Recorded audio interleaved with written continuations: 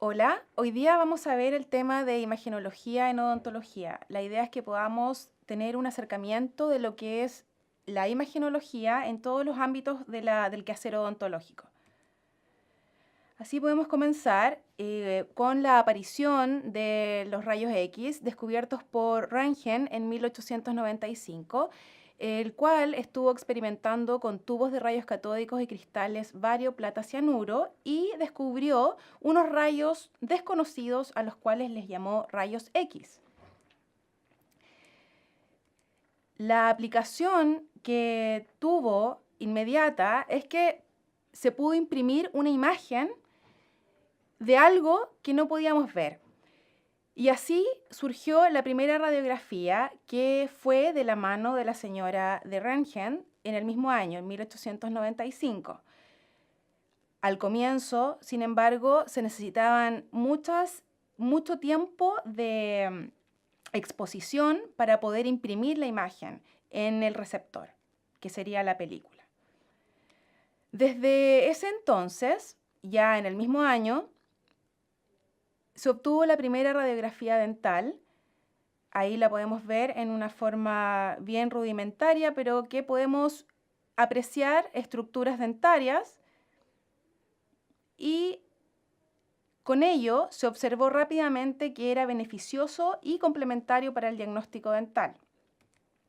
A su vez, en el ámbito médico, se podía ocupar para ver el interior de los cuerpos de las personas, y además de un uso médico, y como no se conocían los daños que producían los rayos X, es que se comenzó a usar de manera hasta en ferias, donde las personas podían pagar para impresionar o imprimir la imagen de una parte de su cuerpo en películas, y que era considerado como tomarse una fotografía.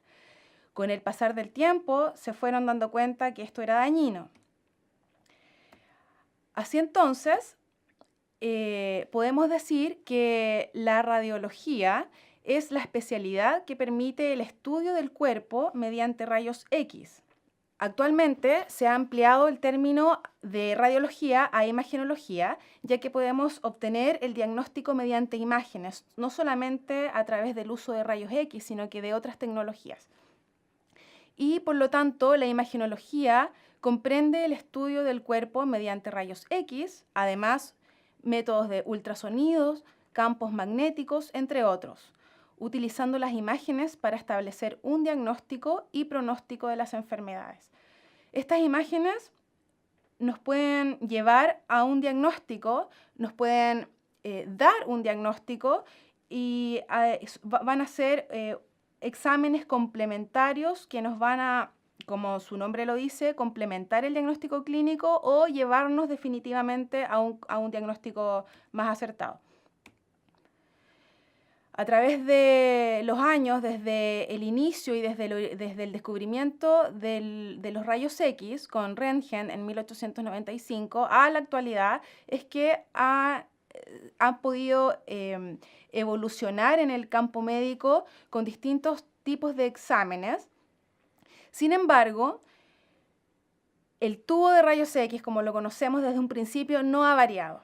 Sí podemos decir que han variado las tecnologías, sin embargo, en sí mismo el tubo sigue siendo el mismo. Lo que ha variado son el mecanismo, cómo se capturan las imágenes. Por ejemplo, hemos pasado de imagenología análoga, de radiología analógica o análoga, o sea que se imprime en película, ¿cierto? Que el receptor es una película, a ser el receptor digital.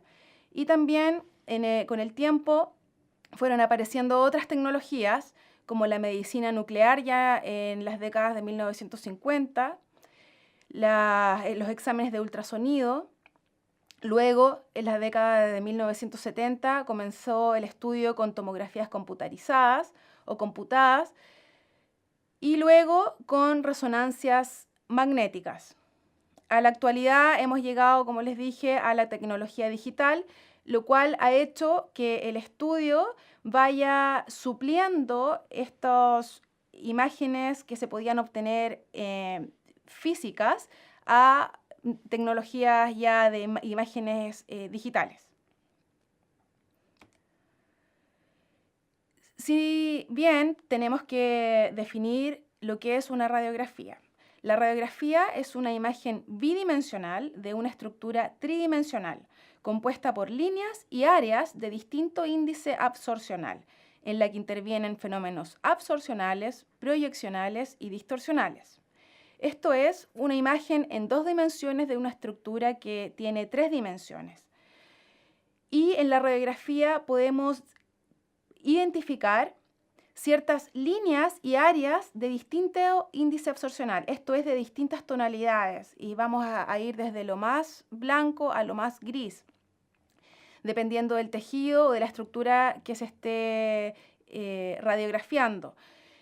Y en ella van a intervenir todos estos fenómenos que van a finalmente obtener la imagen que vamos a poder ver, ya tanto impresa en una película o bien digital, en los cuales los fenómenos absorcionales se van a referir a la interacción de los rayos X con la materia misma. Y es la capacidad que tienen los cuerpos de detener, ya sea parcial o totalmente, los rayos X. Hablamos, por ejemplo, de detener totalmente los rayos X a algunos metales, ¿cierto? Todos sabemos que si tenemos, por ejemplo, una lámina de plomo, vamos a detener los rayos X. Y en forma parcial, dependiendo de cómo está compuesto el cuerpo que se está estudiando, si tiene más materia mineralizada o menos, o más agua, digamos. Y así vamos a detener en forma parcial. Y distintos tipos de tejidos van a dar distintas imágenes de acuerdo a la absorción que tienen de los rayos X. Los fenómenos proyeccionales se refieren a aquellos que van a influir directamente en la fidelidad de la imagen. Y hablamos de la fidelidad de la imagen cuando nos referimos a que la imagen que estamos obteniendo en una radiografía va a ser lo más exacta posible al cuerpo que estamos estudiando. Así entonces tenemos fenómenos proyeccionales, los que ya hemos visto en otros años, los cuales se refieren al punto focal, al tamaño del punto focal, que tiene que ser lo más pequeño posible, a la distancia entre el punto focal y el objeto, que tiene que ser lo más alejado posible para tener esta fidelidad de la imagen, y la distancia entre el objeto y la película, que tiene que ser lo más cercano posible, y a su vez ellos alejados del punto focal. Y ahí entonces vamos, cumpliéndose esas leyes generales, vamos a obtener una fidelidad lo más exacta posible de la imagen. Después tenemos los fenómenos proyeccionales específicos que se refieren a la distancia que podemos tener entre el punto focal y la película, de acuerdo a que si estas están paralelas, a la película con el punto focal, perpendiculares, que el rayo central incide perpendicular en la película y la película está paralela al objeto.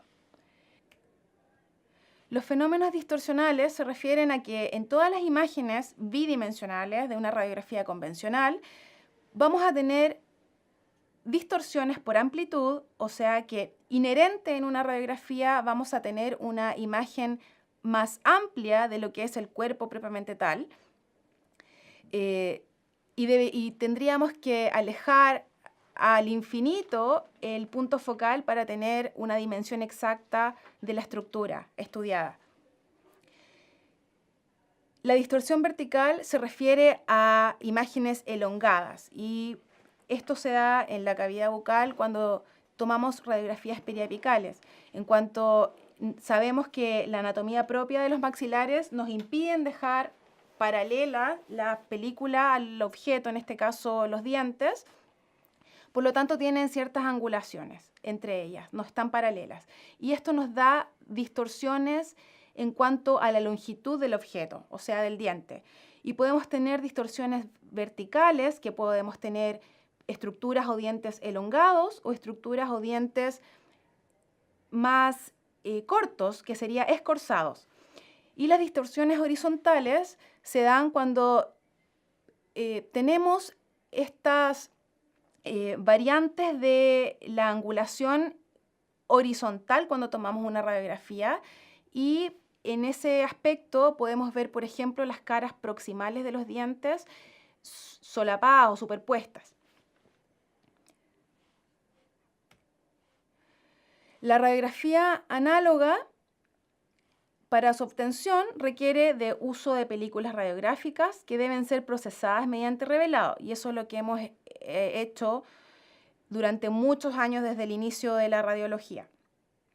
Sin embargo, se ha pasado a radiografía digital, la cual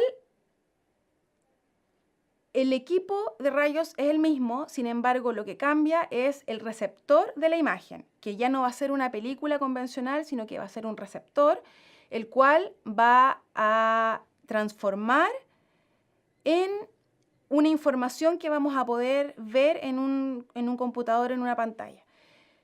Por lo tanto, para la obtención de la radiografía digital vamos a requerir el uso de sensores que no requieren revelado.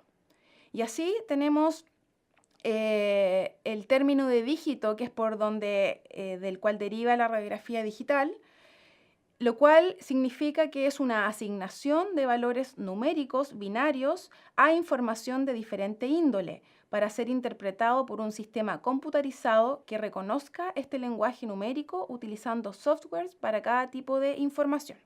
A eso se refiere digital, que viene de dígito. ¿Y por qué nace la digitalización de imágenes? Es más que nada porque sabemos que las imágenes van a ser las mismas, sin embargo, tenemos razones biológicas y razones ambientales. Las razones biológicas, lo más importante es que podemos tener menos radiación en los tejidos que vamos a radiografiar.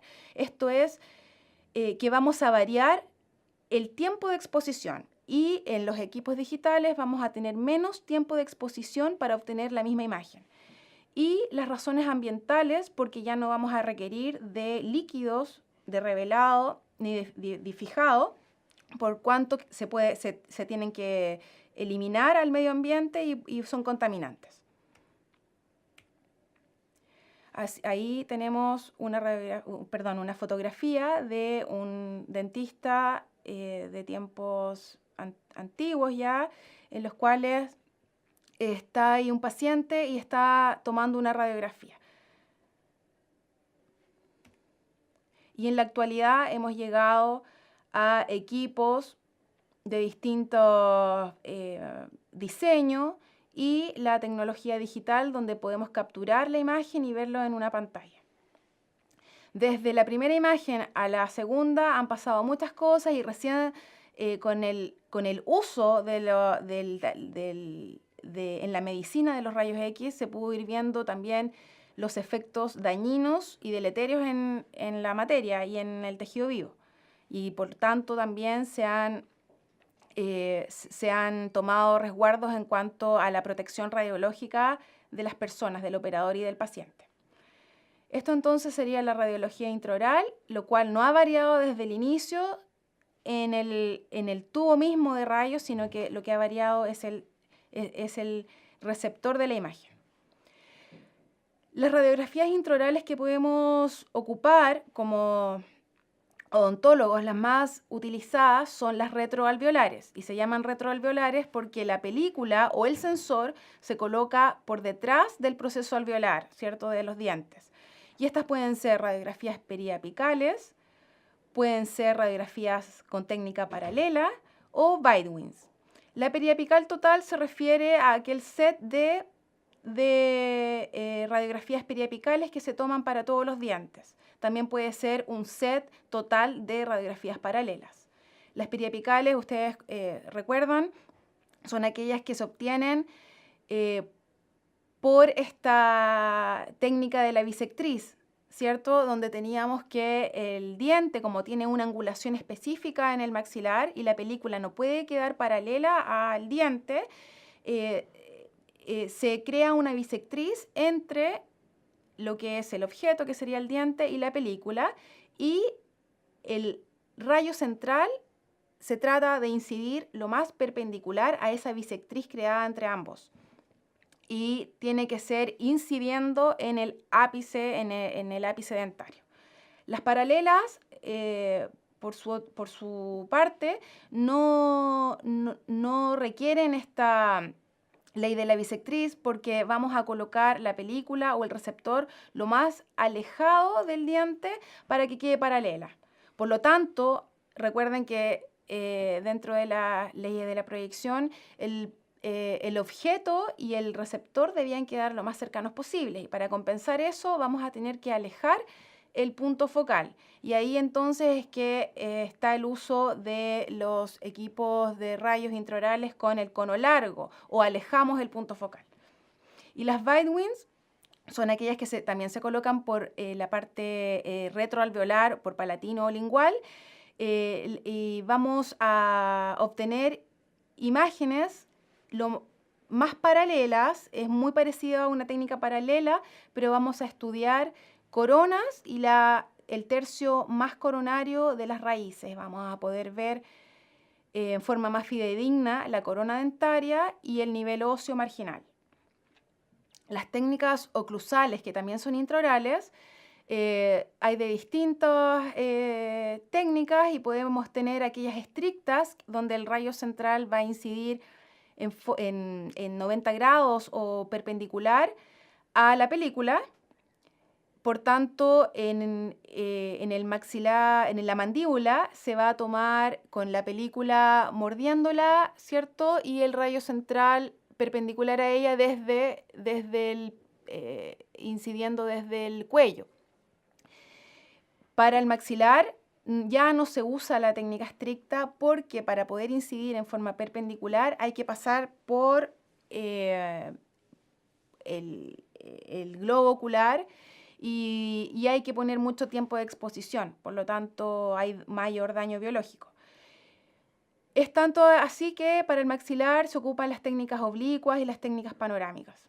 Y las oclusales del maxilar inferior entonces serían estrictas, oblicuas y panorámicas. Y con estas radiografías intraorales podemos ayudarnos en el diagnóstico para tener, por ejemplo, conocer la ubicación de algún objeto, la cantidad de lesiones que puede haber, los tejidos que estén comprometidos. Nos va a ayudar en el pronóstico de la enfermedad, en la planificación del tratamiento, en los controles del tratamiento y como soporte legal. Las indicaciones para la técnica Bite-Wing va a ser principalmente para estudio de caries proximales, para estudio de restauraciones, ajustes de restauraciones, y para estudio de reborde óseo alveolar. Las periapicales y las paralelas para ver el diente completo, sobre todo para el estudio de periápice y el hueso más allá del margen. Y las técnicas oclusales para estudio de lesiones, ya sean grandes, cuando vemos, por ejemplo, una lesión que escapa a los límites de una película periapical, vamos a pedir una oclusal, o bien una panorámica, que la vamos a ver a continuación. Podemos estudiar fracturas, podemos estudiar cialolitos y localización de estructuras. Acá tenemos un equipo extraoral, los cuales para tomar radiografías panorámicas, los cuales nos van a permitir tomar en distintas proyecciones. Podemos tomar proyecciones posteroanteriores del cráneo y de la cabeza, anteriores estrictas, anteriores frontonaso, anteriores frontonaso a boca abierta, mentonaso a boca abierta. Esto cuando no tenemos otra tecnología como un cone beam, que ya vamos a ver de qué se trata, y tenemos que estudiar fracturas, por ejemplo, o lesiones, en las cuales vamos a tener que ayudarnos de estas proyecciones que son en 2 dimensiones. Y las proyecciones laterales pueden ser laterales estrictas, de perfil a distancia corta y oblicuas laterales. La radiografía panorámica es la técnica radiológica destinada a obtener una imagen única de las estructuras faciales que incluye las arcadas maxilar y mandibular y sus estructuras de sostén en una imagen plana. Sin embargo, es una tomografía porque incluye la obtención de distintas imágenes que las une y nosotros podemos ver la imagen resultante como una. Los aportes de las radiografías extraorales en 2 dimensiones en odontología también van a ser para el diagnóstico de las lesiones, para el pronóstico, para la planificación del tratamiento, para controles de tratamiento y como soporte legal. Las indicaciones de las radiografías extraorales va a ser estudio de dientes, de maxilares, de las cronologías de erupción, estudio de lesiones de los maxilares, controles de ellos o de tratamientos, cefalometrías, que se ocupan mucho en ortodoncia, estudio de fracturas, estudio de senos maxilares, de senos paranasales, entre otros. Acá tenemos una radiografía retroalveolar en la cual estamos viendo los dientes y lo que nos interesa ver es el ápice. Y acá vemos un diente, el cual hay una imagen distinta a lo normal rodeando el ápice dentario, periapical. Acá tenemos a la derecha una imagen de una radiografía oclusal donde podemos ver la presencia de una lesión que ya es de mucha mayor extensión de lo que podríamos ver en una sola radiografía intraoral periapical o paralela. Por lo tanto, nos sirve para ver su extensión completa en muchos casos, dependiendo de su envergadura, y podemos ver también el compromiso de las tablas.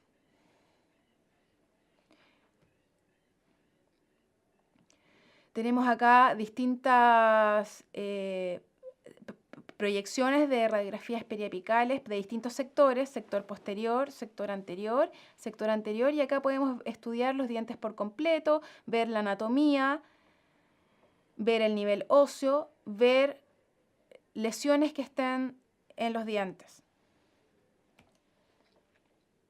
Radiografías extraorales, la más usada por el odontólogo es la panorámica, donde podemos ver los maxilares por completo, maxilar y mandíbula. Podemos ver distintas estructuras y también podemos obtener imágenes como esta, donde se ve un medio de contraste que están estudiando la glándula parótida, que sería una cialografía ayudada con una radiografía panorámica. Podemos ocupar también otras proyecciones, como pueden ser posteriores anteriores o laterales, para el estudio del mismo órgano. Otras imágenes de panorámicas. Acá tenemos control posteriores a extracciones de terceros molares. Acá también.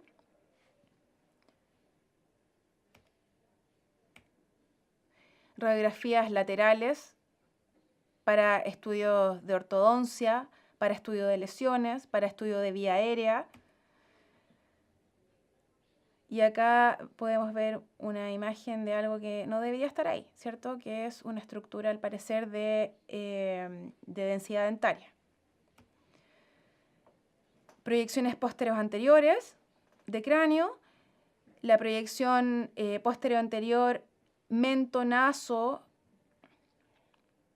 a boca abierta, que es la Batters, que conocemos para estudio de senos maxilares, donde desproyectamos el peñasco del temporal y en esta imagen izquierda, donde la cabeza no está oblicua, vemos que los senos maxilares se sobreproyectan con nuestras estructuras. En cambio, en la Batters podemos tener libertad para ver mejor esas estructuras. Las radiografías extraorales de 2 dimensiones nos van a ayudar para el estudio de lesiones centrales, o sea, de lesiones óseas de los maxilares. Vamos a poder localizar dónde está la anormalidad, podemos evaluar la forma que tiene la lesión y las periferias de estas lesiones. Vamos a poder analizar la estructura interna, o sea, la densidad de esta lesión. Podemos analizar además los efectos de la lesión sobre estructuras vecinas. También podemos analizar todo ello con una radiografía intraoral. Sin embargo, muchas de las lesiones centrales abarcan más extensión de lo que es una película para una radiografía periapical. Por lo tanto, y generalmente vamos a tener proyecciones de radiografías extraorales. Para localizar la lesión, podemos decir y ver si es unilateral o bilateral. Y así sabemos que las lesiones unilaterales generalmente van a corresponder a lesiones patológicas y las lesiones bilaterales quizás van a ser variantes anatómicas, por ejemplo, defectos anatómicos de las glándulas salivales, y estas van a ser generalmente bilaterales. O también cuando tenemos procesos ya más sistémicos o metabólicos donde vamos a tener generalizada la ubicación. Ejemplo, enfermedad de Payet, enfermedad de hiperparatiroidismo. También podemos estudiar la posición de las lesiones o de lo que vemos anormal en la radiografía, de dónde nacen, cuál es su epicentro. Si el epicentro es coronal a un diente, como en esta imagen izquierda, probablemente esté originado de componentes del tejido dentario. Si el epicentro está bajo el conducto dentario, como en esta segunda imagen, lo más probable es que no corresponda a algo odontogénico, sino que corresponda a las bases óseas, o puede ser un defecto óseo de Staffne, por ejemplo. Si está dentro del conducto dentario, como en la tercera imagen, lo más probable que sea por la alteración de algún componente que está alojado en el conducto dentario, como puede ser tejido nervioso o tejido vascular. Por lo tanto, lo más probable es que sea de origen neural o vascular. Si está en las regiones condilares, por ejemplo, si es de origen cartilaginoso o si es de origen óseo u otro. Si el epicentro está dentro del seno maxilar, lo más probable es que tampoco sea de origen odontogénico. También podemos analizar si las lesiones son únicas o multifocales. Así, por ejemplo, hay distintas lesiones que ustedes ya han visto, como las displasias cementarias periapicales, los queratoquistes, lesiones metastásicas, mielomas múltiples, infiltrados leucocitarios, que los podemos ver en distintas áreas y no solamente únicas, localizadas como una sola lesión. También podemos evaluar la periferia de las lesiones y poder ver los bordes, si estos están netos o mal definidos, si están corticalizados o no, si los bordes están escleróticos, si tienen algún halo alrededor que sea de otra densidad, como vemos en la imagen derecha, donde tenemos una lesión mayoritariamente radioopaca, pero con un halo radiolúcido, lo cual nos indicaría que hay otro tejido alrededor, por ejemplo, una cápsula fibrosa. También podemos evaluar, bueno, como les dije, si los bordes son mal definidos, si son difusos, si son infiltrantes o invasivos, y nos van a ir orientando al comportamiento de la lesión. Los bordes mal definidos pueden ser difusos cuando hay una transición gradual entre el hueso con el trabeculado de aspecto normal y el hueso con trabeculado de aspecto anormal, ejemplo en una osteitis esclerosante focal. Los bordes van a ser infiltrantes o invasivos si vemos una lesión de crecimiento rápido y en lesiones malignas, que usualmente van a ser lesiones radiolúcidas con poca o nada de trabeculado justo detrás del margen de la lesión debido al agrandamiento de la radiolucidez de la lesión a expensas de trabeculado óseo. O sea, vamos a ver acá una zona de distinta densidad radiolúcida, pero que no vemos márgenes definidos, vemos totalmente difuso y no vemos continuidad entre la lesión y el trabéculo. La forma de las lesiones, estas pueden ser de distintas formas, pueden ser circulares, ovaladas, pueden ser de aspecto festoneado, como acá, bordeando las raíces dentarias. También puede ser irregular. Y ahí también nos van a dar atisbos de lo que puede ser la lesión de lo que estamos estudiando. Por ejemplo, una lesión de forma circular, lo más probable que nos lleve a pensar que es una lesión de aspecto quístico. Si es una lesión con festoneo, donde vamos a tener arcos o semicírculos, como en esta imagen, puede ser, por ejemplo, un queratoquiste odontogénico. O lesiones pseudoquísticas como el quiste óseo simple o el quiste óseo solitario, que también se llama. Y las irregulares, dependiendo también de el tipo de lesión, si estamos estudiando, por ejemplo, tumores odontogénicos, hay distintos que nos pueden dar una forma irregular. Por ejemplo, aquellos que tienen este aspecto como de distintas, que tuviera distintas cavidades, como son los ameloblastomas, que se ve como tuviera una apariencia de pompas de jabón, que se llama, y de aspecto irregular. Cuando analizamos la estructura interna de las lesiones, estas pueden ser, dependiendo de cómo están compuestas, es que podemos verla totalmente radiopaca, mixtas o totalmente radiolúcidas. Si son totalmente radiopacas, es que la estructura interna es calcificada y lo más probable es que sea una lesión originada por tejido óseo. Por ejemplo, osteomas. También podemos tener algunos tipos de carcinomas que son productores de mineralización. Las que son mixtas, podemos ver una combinación entre zonas que son radioopacas y zonas que son radiolúcidas. Y las totalmente radiolúcidas es que podemos decir que estas lesiones tienen un componente que no es calcificado en su interior, lo más probable es que se corresponda a, por ejemplo, una lesión quística del maxilar. Cuando queremos analizar los efectos de la lesión sobre las estructuras vecinas, cómo es el comportamiento de la lesión, debemos analizar las distintas estructuras.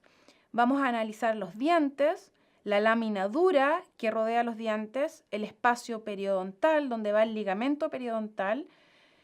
Debemos analizar estructuras como el conducto dentario inferior y el agujero mentoniano. Debemos analizar seno maxilar, la órbita en algunos casos, cuando son lesiones extensas, la densidad y el patrón del trabeculado del hueso circundante, cómo está la cortical ósea y las reacciones del periósteo a la lesión.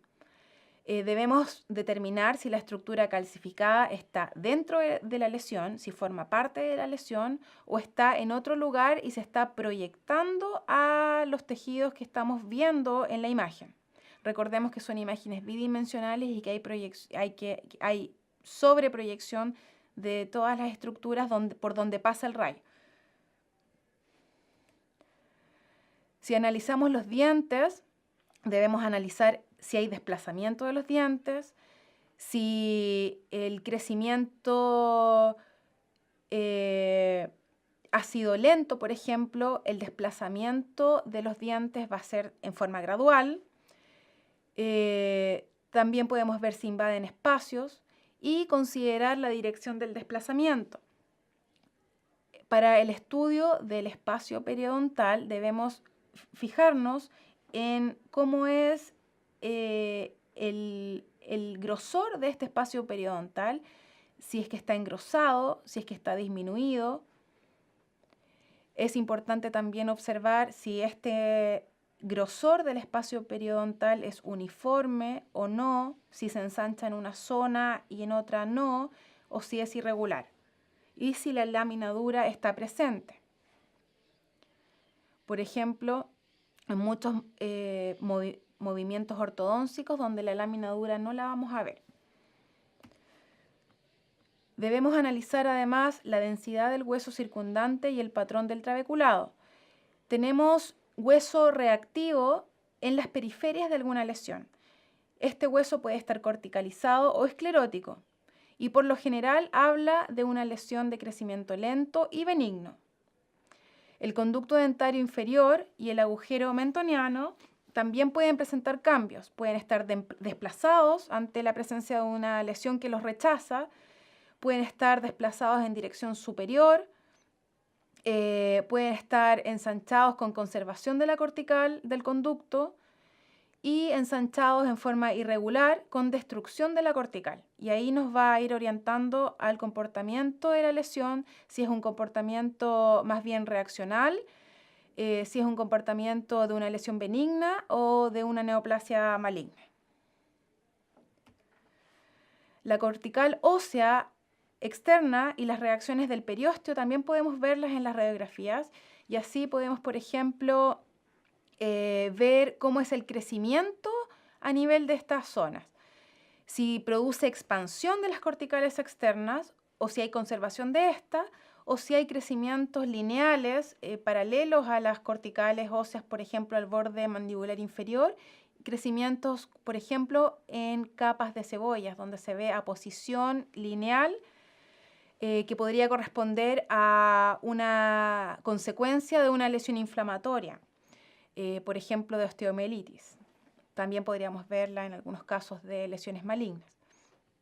Debemos además estudiar el crecimiento de la lesión en cuanto a su rapidez, a la velocidad de crecimiento y cuando el periósteo hay reacción de este, vamos a ver en la imagen derecha estos patrones como de rayos de sol, por ejemplo, que se ven a expensas del periósteo, donde el crecimiento de la lesión ha sido más rápido y ha sobrepasado la capacidad de reacción de la cortical. Esta cortical desaparece y los patrones se van a ir viendo específicamente dependiendo de cada lesión.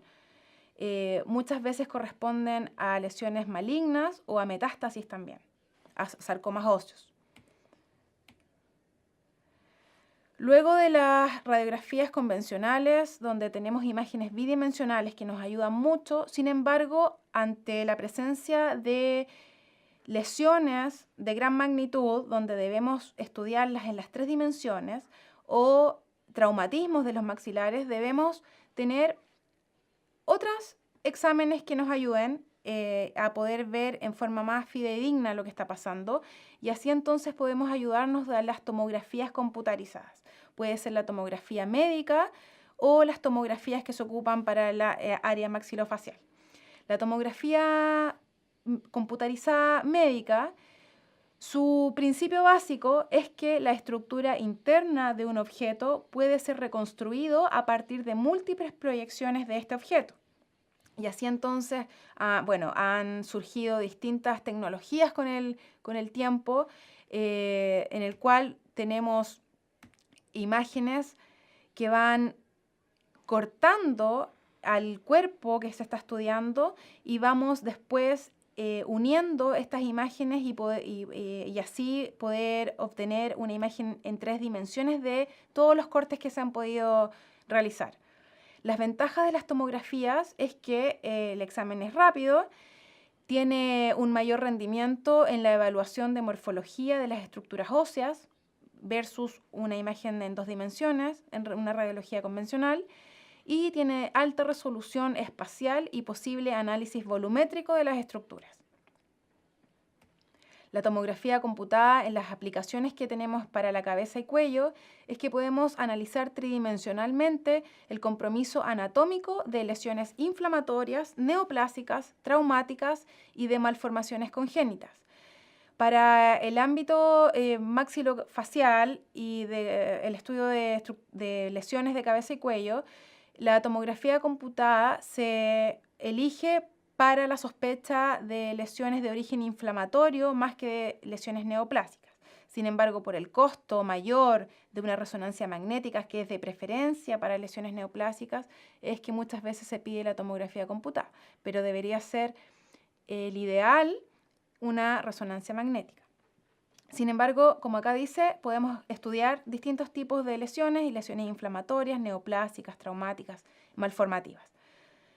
También la tomografía computada nos acerca a un diagnóstico en cuanto al tipo tisular de la lesión en estudio, de acuerdo a las mediciones de esta lesión en densidad de unidad Hounsfield. Y también la tomografía computada es un apoyo diagnóstico en protocolos prequirúrgicos. Acá tenemos imágenes en 2 dimensiones donde tenemos, por ejemplo, una imagen de una anormalidad, una lesión que está acá en el conducto dentario, distintas proyecciones para la misma imagen, y cuando hacemos el estudio de ella mediante una tomografía computada, si bien los cortes son axiales y cada corte es bidimensional, al unirlos y al recorrer el objeto en estudio vamos a poder recrear una tridimensionalidad de las estructuras y poder además acercarnos a los componentes de esta lesión. Y podemos hacer reconstrucciones en 3 dimensiones como las imágenes que se ven en la parte inferior. La tomografía computada, además, ha servido para estudio en el ámbito maxilofacial de la articulación temporomandibular. Acá vemos, y ahí. Y podemos analizar acá cómo se ve el cóndilo, la forma del cóndilo, las corticales. Podemos ver la densidad y recreaciones o reconstrucciones tridimensionales. Sin embargo, las recreaciones o reconstrucciones tridimensionales no nos van a ayudar, no son una herramienta diagnóstica, sino que son un apoyo para poder entender la lesión, donde vamos a tener que fijarnos para hacer el diagnóstico son en las imágenes. También podemos hacer estudio de los maxilares mediante tomografía computada y mediante softwares especiales, estudio de los dientes, de los procesos alveolares, y podemos estudiar el arco. Y todos estos cortes que se van haciendo son perpendiculares a un arco que se va dibujando de acuerdo al maxilar. Reconstrucciones, las cuales se pueden llevar mediante impresoras especiales a recrear el hueso en estudio para poder, por ejemplo, diseñar aparatos que van a ayudar al tratamiento quirúrgico, moldearlos, estudio de fracturas y planificación prequirúrgica para tratarlas, reconstrucción prequirúrgica, también para cirugías ortognáticas. Reconstrucciones. Y el cone beam o tomografía computada de alta resolución es aquel examen o modalidad imaginológica de alto valor diagnóstico que nos ofrece representaciones tridimensionales precisas y de alta calidad de los elementos óseos en el complejo maxilofacial. Podemos ver proyecciones tanto en los planos axiales, sagitales y coronales. Los usos que se dan son múltiples. Podemos localizar el origen de lesiones u órganos, en estos casos estructuras dentarias o estructuras óseas con dolor o con lesiones. Podemos hacer análisis cefalométricos, podemos hacer cirugías reconstructivas, planeamientos para cirugías de dientes impactados, diagnósticos en los desórdenes de articulación temporomandibular, pero siempre evaluando el componente óseo. Para evaluar los tejidos blandos debemos ayudarnos de la resonancia magnética.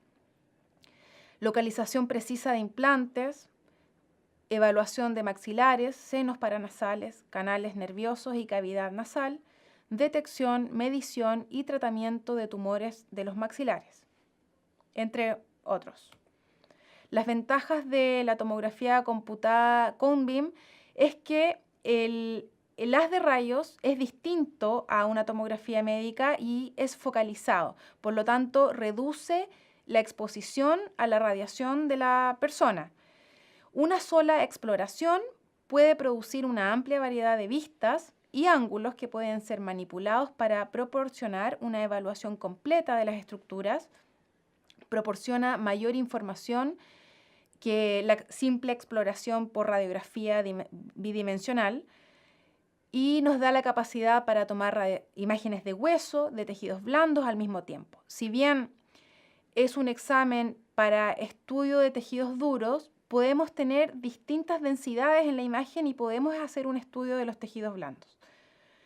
Los programas para la reconstrucción pueden instalarse en un computador personalizado. Las desventajas del Cone Beam es que produce artefactos de la técnica. Además obtenemos un pobre contraste para los tejidos blandos en comparación con una tomografía médica y una resonancia magnética, y produce ruido de la imagen. Es aquella imagen que se ve menos definida.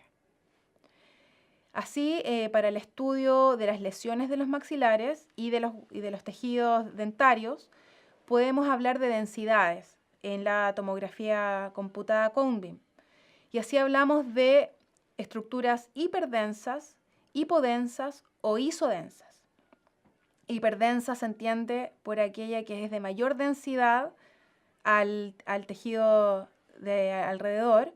Hipodenso es aquel que tiene menor densidad, isodenso es que es de igual densidad. Y ahí tenemos imágenes, cortes axiales de las estructuras en estudio, que se están estudiando fracturas dentarias. Vemos acá una imagen más panorámica de las lesiones y podemos ir recorriéndolas en distintos sentidos del espacio. Otro apoyo, pero que si bien el odontólogo propiamente tal no lo ocupa, sí debemos conocer, es la medicina nuclear, donde para el estudio de lesiones del esqueleto podemos indicar estudios de medicina nuclear para, por ejemplo, estudio de metástasis o estudio de el metabolismo. Se ocupan isótopos distintos como yodo, galio, selenio y tecnecio. Y su introducción permitió medir la función tisular in vivo. Así obtenemos imágenes donde podemos ver mayores captaciones de estos radioisótopos. Las ecotomografías, las aplicaciones que tenemos para cabeza y cuello, es que podemos estudiar sobre todo glándulas salivales mayores, glándulas tiroides también, se puede estudiar globos oculares, linfonodos y procesos inflamatorios y hematomas como sería el edema y hematomas postquirúrgicos. Lo que más se ocupa es para el estudio de glándulas salivales mayores en el territorio maxilofacial y estudio de tumores de glándulas menores también que puedan verse. Pero generalmente en zonas de las glándulas parótidas y las zonas de las glándulas submaxilares. Acá tenemos una ecotomografía de la glándula parótida y podemos estudiar el parénquima del órgano. Y ahí podemos diferenciar si el parénquima está normal o está alterado. Recordar que el parénquima es la parte funcional de un órgano. Además podemos ayudarnos con el Doppler y poder ver la irrigación de las estructuras. Los patrones de ultrasonido, acá tenemos parámetros principales en las imágenes obtenidas mediante ecotomografía, es que podemos tener imágenes de aspecto sólido o de aspecto quístico. Podemos analizar los límites de las estructuras o de las lesiones que estamos estudiando, si son netos o lisos o si son irregulares, o si tienen lo que se llama ecos, que pueden ser como es el eco interno, y estos ecos de pared posterior. Y dependiendo de cada tipo de imagen que podemos ver es si se trata de una lesión sólida, quística, si es de comportamiento benigno o maligno. Si es de estructura, digamos, blanda o estructuras calcificadas. Vemos una glándula parótida con una alteración de la ecogenicidad en la estructura interna y dio un adenoma pleomorfo. Adenocarcinomas también de parótida.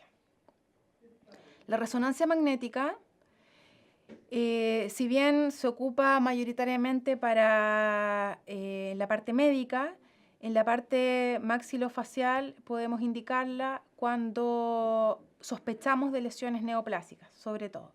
Y es un método de alto rendimiento para obtener información diagnóstica también para la ATM, para las articulaciones temporomandibulares, porque podemos ver las estructuras de tejidos blandos.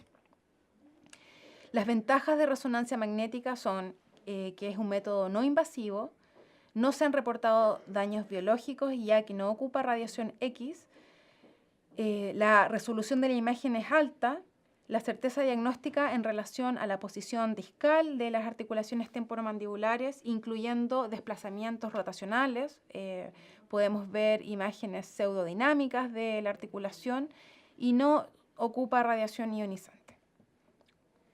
Tenemos imágenes donde por sobre todo vamos a querer estudiar las estructuras blandas de la articulación.